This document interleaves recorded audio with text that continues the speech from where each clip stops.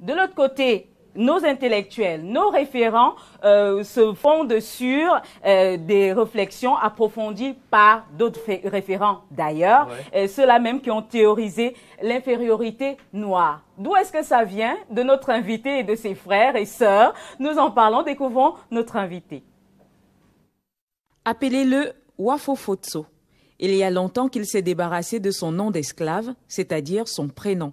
Il ne porte pas de kori ou autre accoutrement grossier, comme on pourrait se l'imaginer pour les défenseurs de la culture et la mémoire de l'Afrique. Nonobstant cet aspect esthétique et vestimentaire, il est le président de l'Afrocentricity International Cameroun, un réseau qui vise la réappropriation de l'historiographie de la culture, du mode de pensée africain par les Africains. Le sursaut de Wafofotso est né suite à la crise ivoirienne. Mais avant cette actualité, il avait déjà un intérêt théorique pour la thèse panafricaniste. Pour davantage aiguiller sa curiosité et son information à ce sujet, il rencontrera le professeur Molefi Kete Asante et le docteur Ama Mazama, tous deux acteurs majeurs du mouvement afrocentrique. Lorsqu'il arrive au Cameroun en 2012, il rencontre des frères de Baoba, de l'Africa Institute of Kemetic Studies, de l'Action sociale africaine ou encore du Centre d'études de recherche sur les valeurs africaines. Tous poursuivent le même objectif, susciter l'éveil de conscience, promouvoir le statut des Africains. Ils estiment que l'Afrique aujourd'hui n'a pas de force de proposition, que nous tombons infantilement dans le piège de la langue et que dans le dialogue universel, le continent noir ne présente pas encore sa spécificité malgré toutes ses richesses. L'afrocentricité ne reconnaît pas l'homme noir, mais le kémite, le charbonné. Et pour questionner la trajectoire historique, les afrocentriques se réfèrent aux travaux de l'anthropologue et historien Cheikh Anta Diop. Wafofotso refuse donc d'être identifié comme membre d'une secte. Il dit être souvent considéré comme un marginal et pourtant, il est simplement question de reconquête de l'Afrique.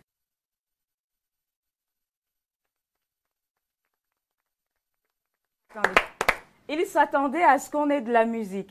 Il s'attendait à ce qu'on ait, je sais pas moi, le monument de la nouvelle liberté pour applaudir. Mais nous avons Wafofotso. C'est notre invité. Voilà, c'est lui qui est en face de nous. Et comme habituellement, la première question c'est Wafofotso, c'est comment? Comme on dit ici, on est là. Oh, Wow. Bravo. Il est au parfum. Oui, tout à fait. Et c'est bien. Alors, vous prenez le retour aux valeurs africaines, mais avant, qu'est-ce qu'on peut dire qu'on a perdu en Afrique? Qu'est-ce que nous avions que nous n'avons plus aujourd'hui? Nous avons perdu nos valeurs endogènes africaines, ce qui fait que, bon, quand on fait une émission comme ça, normalement, on aurait dû la faire dans un pays normal, en une langue africaine. Bon, on est obligé de parler une langue qui a beaucoup de turpitudes qu'on ne maîtrise pas toujours, peut-être parce que ce n'est pas vraiment la nôtre. Donc on essaie de se l'approprier, mais c'est un peu difficile. Donc notre première perte, c'est la langue? Notre première perte, c'est les valeurs culturelles, dont la langue qui en fait partie. Et en dehors de la langue, il y a aussi notre espace peut-être géographique, notre spiritualité et tout ce qui en découle. Permettez-moi d'introduire la question. Je veux dire, un pays comme le nôtre, le Cameroun, on parle de réunification aujourd'hui justement, on a un peu plus de 200 langues qui sont nos langues maternelles. Alors, si on voulait faire une émission comme celle-ci en langue maternelle, on serait mal barré. Laquelle devrait-on choisir justement? Oui. Alors comment on fait? Si vous, en tant qu'afrocentrique, quelle sorte de solution vous proposerez pour que dans un pays comme celui-ci, comme le Cameroun, on réussisse à parler une langue, tout juste? En tout cas, votre question ramène à une interrogation. Si je suis chez moi avec mes frères et sœurs, on ne s'entend pas sur un sujet, est-ce que je vais aller chercher le voisin pour lui dire, bon, comme je n'arrive pas à trouver une entente avec mes frères et sœurs, c'est toi qui vas nous diriger ou c'est toi qui vas nous imposer ta langue? On va dire, ici, je vais à Banjoun. Et les Banjoun disent que bon, celui-là a l'accent, si, ou bien chez les Bamileke, celui-là il est Banjoun, celui-là il est machin. Et on cherche un roi de Bamileke. Est-ce qu'on va aller chercher un roi là parce que bon, les Banjoun n'ont pas pu s'entendre? Bon, certainement pas. Ce qu'il faut faire, c'est quoi la démarche à adopter? Bon, on va dire que on n'est pas. Bon, je ne suis pas tombé je ne me suis pas levé ex nihilo de rien et puis je suis venu me positionner là. Il y a des gens qui ont déjà théorisé sur ce genre de questions, dont Cheikh Anta Diop, dans son livre L'unité culturelle, qui a prouvé, qui a démontré l'unité de toutes nos langues. Donc ça veut dire que que ce soit la langue Douala, que ce soit les langues Banjoun, que ce soit les langues Yoruba et tout ça, ils ont un ancêtre commun. Tout à fait. Et c'est de là même, le français qu'on parle. C'est pareil, ils ont fait le même travail. Ils ont trouvé qu'ils reviennent tous des langues grecques ou latines. C'est pour ça qu'ils disent qu'ils sont un peuple gréco-latin. Bon, là-bas, ça ne gêne pas. Donc, ça veut dire, pour comprendre même un mot en français, pour comprendre le mot c'est comment, il faut se référer à la langue grecque ou machin. Donc, on peut prendre une langue africaine. De toute façon, elle est parentée aux autres langues. Et ça ne veut pas dire qu'on va perdre les autres langues. Puisque ce n'est pas parce qu'on parle le français qu'on ne parle plus le banjoul. Donc ça veut dire que la solution existe, il suffit maintenant de chercher cette solution-là. Vous pensez que c'est possible? On peut décider d'une langue, bon, au niveau du Cameroun, une langue camerounaise qu'on met à l'état de langue nationale. Donc ça veut dire tous nos courriers officiels, tout ça, seront en cette langue-là. Ah oui. Voilà. Par exemple, il y a la langue Madjumba. On peut parler à la langue Madjumba ou à la langue Fefe. Au Semenogobor. C'est une possibilité, on peut parler en Madjumba. Vous savez, concernant ce côté, le Cameroun, c'est l'Afrique en miniature. Ouais. Donc, on retrouve beaucoup de multilangues dans ce pays. Je vais vous donner un exemple précis. Quand vous voyez venir un étranger chez vous et vous chuchotez à votre enfant, qu'est-ce que ça veut dire? C'est-à-dire, si ce monsieur te donne à manger, ne prends pas. Et l'enfant attend de venir et il te demande, papa, ça veut dire quoi? Alors, avant, chez nous, c'était facile. Hein? Même avec le clin d'œil, le père te parle, tu comprends rapidement. Hein? D'où la transmission du patrimoine. Voilà. Donc, c'est ça qui est en interrogation. C'est ça la problématique, justement. C'est propre. Oui, donc ça fait partie. Oui, Michael. Alors, monsieur Wafo Fotso est acteur d'un courant. Et certains, justement, disent de vous que vous êtes raciste et que votre courant n'a aucune légitimité. Qu'en pensez-vous? Bon, quand je parlais de Cheikh Anta Diop, en fait, si on est afrocentrique, ça veut dire qu'on croit aux thèses développées par Cheikh Anta Diop. Oui. Bon, lui-même déjà ne se disait pas raciste, n'était pas raciste. Ouais. Et quand on parle de l'unité culturelle, quand on revient, ça veut dire qu'on revient au... Bon, il faut faire l'histoire. Il faut nous réapproprier notre conscience historique. Et quand on va se réapproprier cette conscience, on comprendra qu'on ne peut pas être afrocentrique et raciste. Ouais. Donc ça veut dire qu'on ne se positionne pas vis-à-vis ou contre quelqu'un ou contre une race ou quelque chose. Surtout que ce n'est pas nous qui avons créé ce concept de race. Bon, après, bon, on est obligé d'utiliser les termes. Bon, vous avez parlé du président camerounais tout à l'heure. Oui. Bon, dans son discours, il a dit il n'y a pas de grand peuple sans mémoire historique. C'est ce qu'il a dit aujourd'hui. Donc ça veut dire que même lui-même, il sait que pour qu'on devienne un grand peuple, pour qu'on redevienne un grand peuple, il faut qu'on se réapproprie notre patrimoine historique.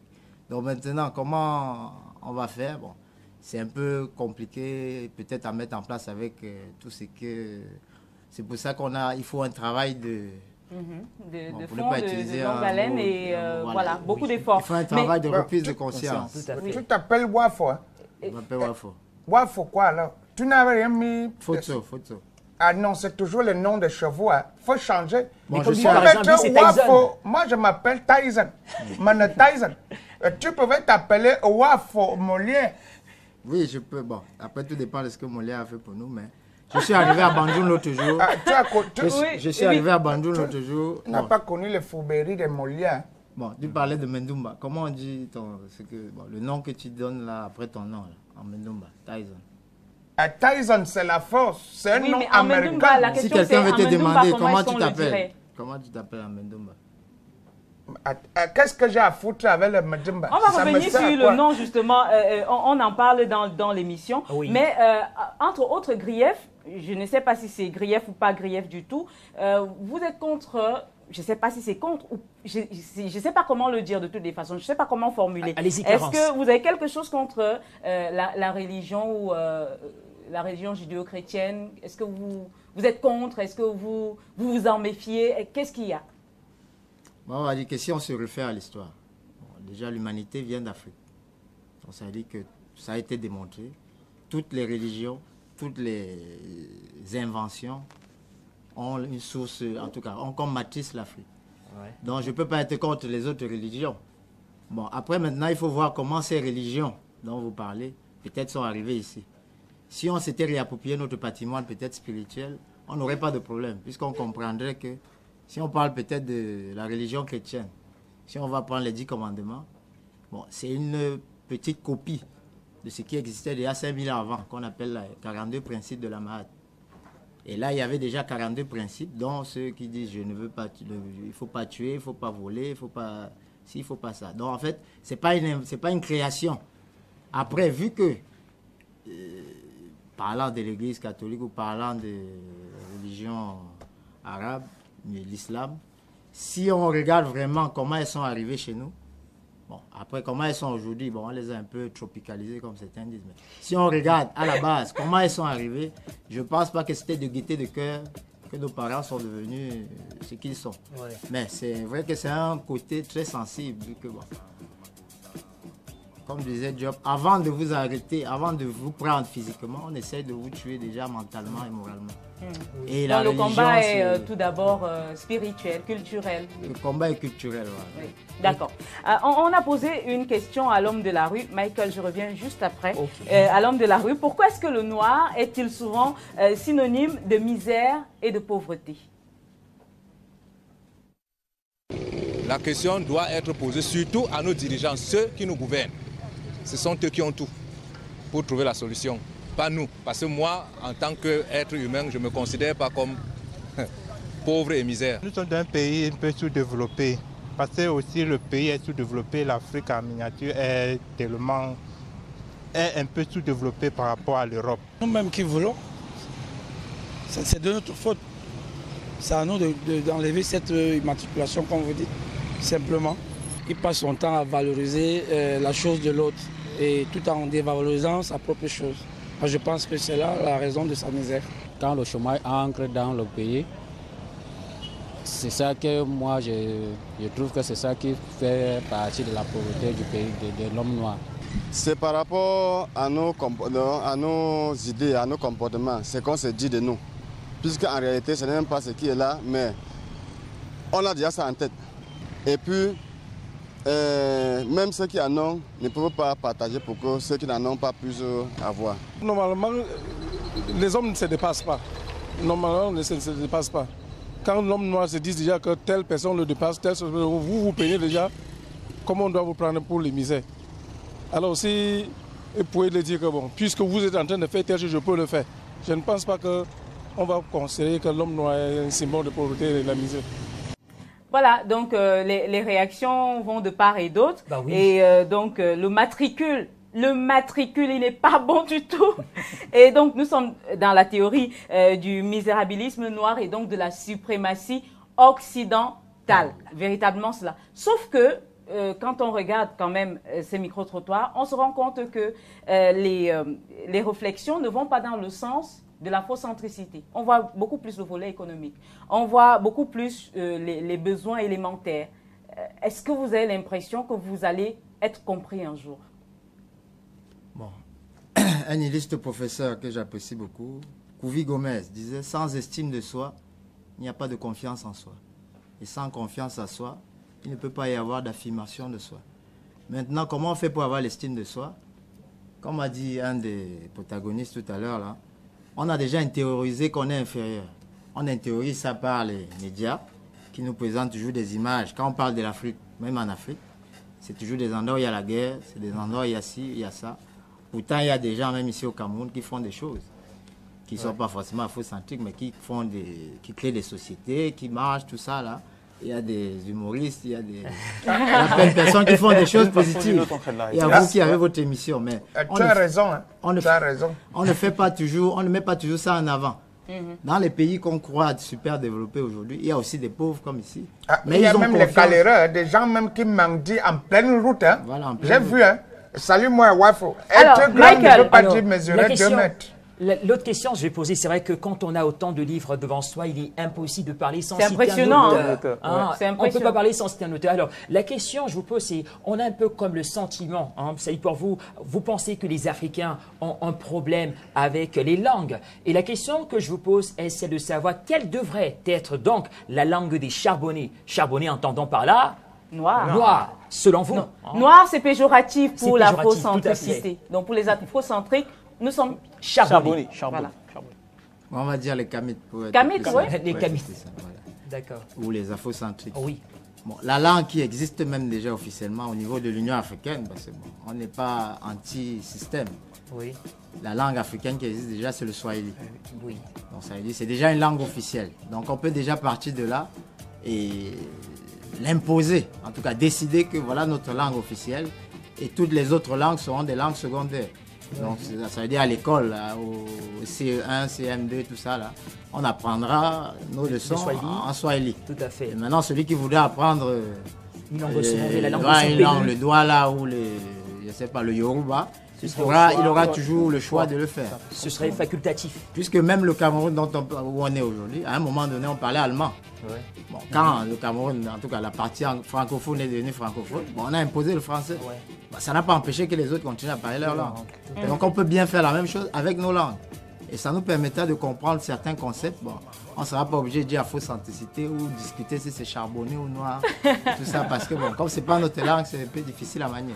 Oui. Alors moi je veux savoir comment ça se passe dans le cercle des afrocentriques. Apparemment entre vous, vous appelez frères, sœurs, comme si vous étiez dans une secte. Ça se passe comment? J'aime bien la mimique. En fait, ça se passe comment dans votre cercle d'afrocentriques? Et comment est-ce que je fais pour devenir l'un des vôtres, par exemple? Pour devenir frère. Frère. Bon, tu es à l'église, hein? Non, tu fais partie d'une église, hein? Je ne fais pas partie d'église, non. Ça se passe simplement. Hein. Être afrocentrique, c'est juste... En fait, c'est un changement de paradigme. En fait. Ce n'est pas un endroit où on va vous amener, on va dire, bon, vous avez fait passer le rite et puis maintenant vous êtes afrocentrique. Ouais. C'est que dans votre propre... C'est une démarche individuelle. Donc ça veut dire dans votre propre tête. Bon, les livres, c'est voilà, nous édifier. Il n'y a pas de Coran, ou je sais pas, il n'y a pas de livre saint à lire. Non, parce que avec le temps de livre, il n'y a pas de livre saint. Après, bon, peut-être quelqu'un peut partir de là pour faire son livre saint avec ce qu'il aura emmagasiné comme connaissance. Mais il n'y a pas de livre saint. On va dire, bon, on vous baptise, maintenant vous êtes afrocentrique. C'est juste qu'on change de paradigme. On ne voit plus les problèmes sous le prisme d'autrui. On voit tous les problèmes, on prend ça sous le couvert, en tout cas sous le prisme africain. Donc si je dis, je vais passer on les traite de façon endogène. Donc ça veut dire si je vais, je sais pas, si je dois construire une voiture, la première question à me poser, c'est comment est-ce que ça peut être bénéfique à l'Afrique. Alors une autre question. Votre nom, c'est 15 secondes. C'est Wafo Fotso. Vous n'avez pas de prénom du tout, ou alors c'est l'afrocentricité qui a fait Non, on revient sur cette question justement. Parce que Cathy est en train d'arriver et on va poser la question. Allez, Cathy. On va rentrer voir l'expert peut-être. Oui, expert. L'expert, nous l'avons pris sous la casquette d'écrivain parce qu'il a plusieurs casquettes. Lui, c'est Valère Épée. Il nous dit chez les Bantous comment ça se passe lorsqu'on veut attribuer le nom à l'enfant et les risques auxquels s'exposent des enfants qui ont des noms qui sont plutôt venus de l'extérieur. Je vais prendre un exemple. Exogène. Voilà. Si on dit Michael, c'est le nom de Kiesu. En fait, Kiesu, c'est ton prénom. Non, il fallait prendre des exemples Joe, par exemple. Joe, on va écouter et puis on revient juste derrière.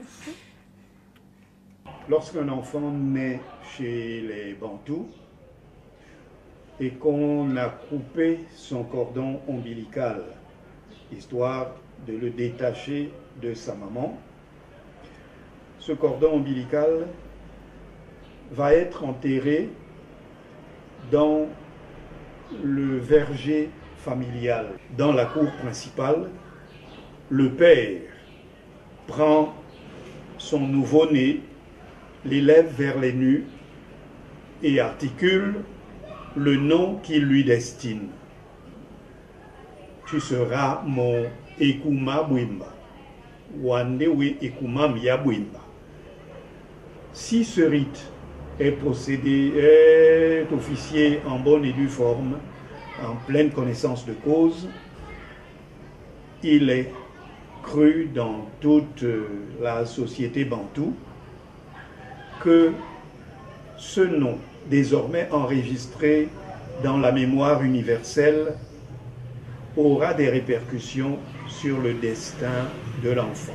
Lorsque vous vous contentez de donner à vos enfants des prénoms occidentaux qui n'ont rien à voir avec leur culture, on ne peut pas dire quel impact un nom étranger peut avoir sur le destin de l'enfant.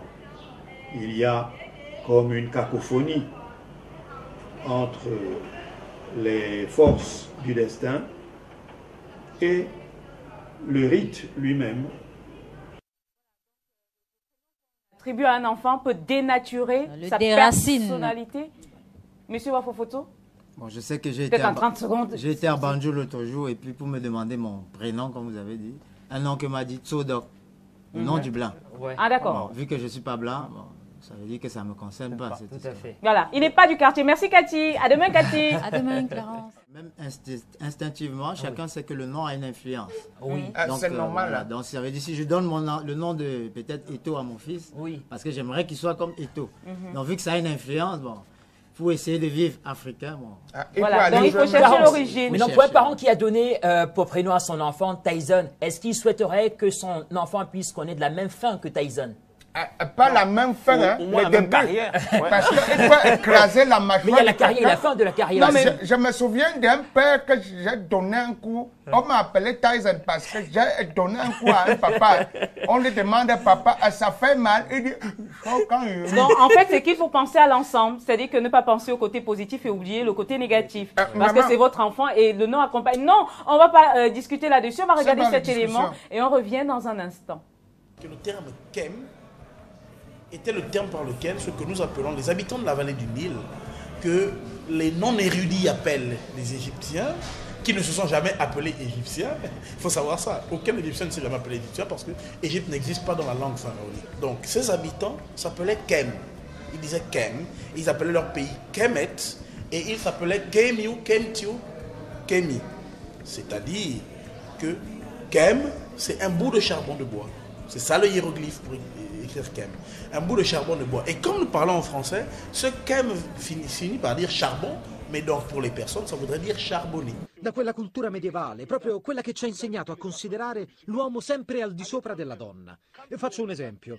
A scuola, quando una ragazza, sì, una giovane donna rimane incinta, viene espulsa. La escludono socialmente. Sì. Nessuno si domanda se quello con cui lei è rimasta incinta sia anche lui nella stessa classe scolastica.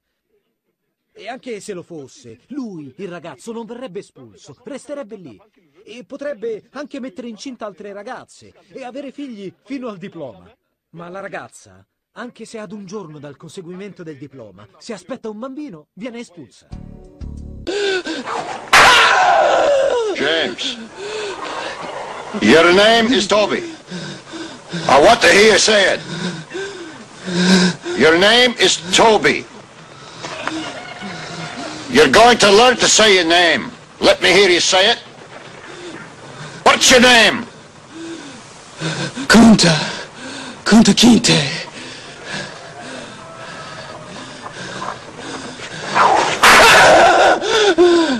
Voilà, ça fait mal, hein? Oui. C'est le sentiment d'appartenance. Oui, sentiment d'appartenance. Alors, ces trois éléments, qu'est-ce que ça vous parle? Qu'est-ce que ça vous dit? Ces trois éléments nous montrent que c'est important. Si lui, il accepte de se faire lacérer comme ça pour ne pas vouloir changer de nom, c'est parce que le nom porte une charge identitaire et spirituelle que nous, maintenant, on ne comprend pas vraiment. C'est pour ça que chacun ne veut pas perdre son nom. Donc là, on sait dire que Wafofotso serait prêt de subir un même lynchage si jamais on lui proposait un autre prénom. Je veux dire que si aujourd'hui, vous voulez par exemple vous baptiser à l'église catholique, on va vous donner un nom d'un saint catholique. Oui. Mais si je pars, je dis que je vais garder mon nom Wafofotso et je vais être baptisé catholique, on me refusera. Si je veux devenir musulman, on me donnera un nom musulman, arabe, en tout cas. Donc je ne veux pas garder Wafofotso. Donc maintenant, si je veux être africain, pourquoi eux là-bas, ils n'acceptent pas? Ils n'acceptent pas parce qu'ils savent que spirituellement, culturellement, vous allez vous rattacher au pays auquel vous portez le nom. Comme il dit Tyson, il va penser aux États-Unis, tout ça, il va se sentir... ça ne dérange pas. Il y a aussi les noms. Il faut aussi dire qu'il y a les noms ici chez nous qui sont dangereux. Si on donne le prénom à ton fils, par exemple, il y a Fifion, il y a Bazar, Carlos, c'est des bandits. Oui, mais justement, ce n'est pas l'origine. La problématique, c'est quelle est l'origine du prénom que vous attribuez à votre enfant. Alors, les afrocentriques sont des marginaux qui luttent envers et contre tout. Stéréotype. Stéréotype, vous l'avez dit. Alors, deuxième, l'Afrique est le berceau de l'humanité. Réalité. Vous pensez que les États-Unis d'Afrique, c'est possible? Réalité. Pourquoi? Parce qu'on y travaille. Okay. Wow. Vous pensez que le noir a toujours eu un rapport fusionnel avec la nature? Réalité. Pourquoi? Parce que le noir est la matrice de l'humanité. S'il n'avait pas eu ce rapport fusionnel, bon, il n'y aurait plus d'humanité aujourd'hui. Vous pensez que le mythe du nègre éternel assisté peut disparaître? Réalité. Pourquoi? Ça se fait déjà. Hein, les Portugais, tout ça, migrent déjà en Afrique pour essayer de trouver de quoi manger. Ouais. Et on termine, les charbonniers doivent apprendre à faire usage des référents de l'Afrique. Réalité. Pourquoi? Parce que cela coule de sens. Un Africain doit vivre africain. Et c'est quoi vivre africain? C'est avoir dans son système de pensée des références africaines pour résoudre ses problèmes endogènes africains. Alors, la note. Moi, je peux que bien le noter parce qu'il célèbre notre Afrique. Et puisque je suis africain, je ne peux pas me sentir en marge de ce qu'il défend. Donc, 10 sur 10. Je lui donnerai la moitié des points. Hein, parce qu'il a hésité à un moment donné à répondre aux questions. J'ai l'impression qu'on est très loin. C'est-à-dire que vous dites la réalité, mais j'ai l'impression qu'on est très loin d'y arriver. C'est une impression que j'ai. Tu es jaloux, quoi. Il faut le laisser tranquille. À lui, Joe. Pour fonder les États-Unis d'Amérique, ils étaient une dizaine. Hein, et s'ils n'avaient pas ce rêve-là, ils n'auraient pas fait. Voilà. Donc, rêve. Voilà. Et là, maintenant... Rêve. Il a dit le mot rêve. Hein. Mais il y a toujours un rêve. Il faut toujours un rêve. Avant de le rêve américain. Quand vous voyez une femme en route, vous rêvez être avec elle. Après, vous faites la démarche et après, peut-être, c'est bon. Bon, là, j'achète. C'est terminé. Rendez-vous demain. Il fallait qu'on parle de femmes pour ça. Mais c'est pas possible. Ne parlez plus d'intellectualisme chez nous. Parlez de femmes et des bonbons, ça va marcher. Et ne parlez surtout plus de swag aussi. Ne parlez plus de swag. Voilà. Ne dites plus que je suis mignonne.